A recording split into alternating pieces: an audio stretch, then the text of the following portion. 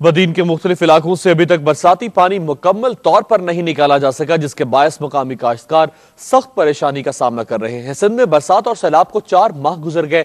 बदीन की तहसील तिल्हार, union council पीरो लाशारी और मोहम्मद खान भरगड़ी से पानी की निकासी नहीं हो सकी है।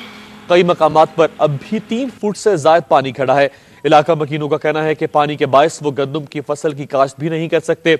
शदीद सर्दी में सैकड़ों मुतासरीन सड़क पर जिंदगी बसर करने पर मजबूर हैं।